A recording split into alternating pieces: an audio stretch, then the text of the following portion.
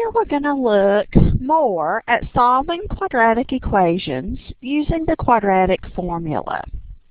So first, let's just recall the steps that we want to use to solve using the quadratic formula. First, we want to put the equation in standard form. That means we want to equal to 0. The next step is to write down the quadratic formula. You need to write down the quadratic formula every time you use it. That will help you to remember it. Once we have the quadratic formula written down, we're going to substitute the values for a, b, and c into the quadratic formula, and then we simplify.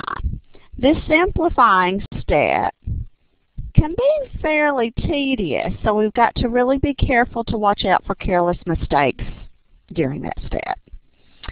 So let's look at an equation. Here we have 2x squared plus 8x equals -7. So my first step is going to be to get it in standard form. So I need to add the 7 to both sides of my equation. So that will leave me with 2x squared plus 8x plus 7 equals 0. Now that it's in standard form, I know that my a is 2, my b is 8, and my c is a positive 7. Now I want to write down my formula. X equals the opposite of b plus or minus the square root of b squared minus 4ac all over 2a. So now I want to put my values in. The value for b is 8. So this tells me to use the opposite of 8. So I'm going to have a -8 plus or minus the square root of b squared will be 8 squared minus 4 times a, which is 2, times c, which is 7. All of that over 2 times 2.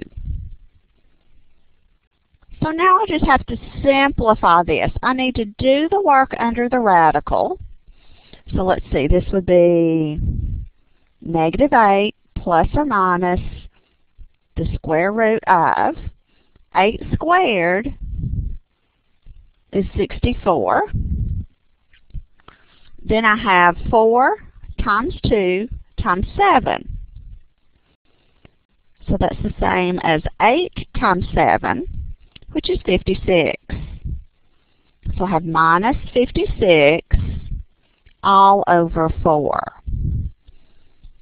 So this becomes -8 plus or minus the square root of 64 minus 56 is 8. Now, this, I've done the arithmetic in this part of the answer. But now I need to simplify the radical. You cannot leave your answer in this form if the radical has a perfect square factor under it. So let's come over here and work on simplifying this expression. Think about my square root of 8. I cannot leave the square root of 8 with a perfect square factor in it. So if I rewrite the 8 as 4 times 2, I can split up the square root of 8 into the square root of 4 times the square root of 2. That enables me to take the square root of 4, which is 2. So I end up with just 2 times the square root of 2.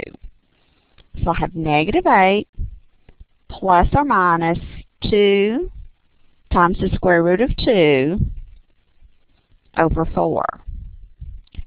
Now, I've simplified the radical, but now I need to simplify the fraction. I have a common factor in the numerator. So I'm going to pull out my greatest common factor.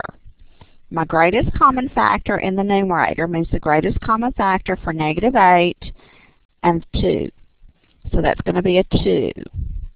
That would leave me with a -4 plus or minus the square root of 2 over 4. Now let's look at this a little bit more. This is like factoring -8 plus or minus 2x. So the common factor there would be 2, which would leave you with the -4 plus or minus the x. It's just that we don't call it an x here. It's actually a square root of 2. So that's how I factored the numerator. Now once I have the numerator factored, I can then simplify this factor that I pulled out, the 2, with the 4 that's in the denominator.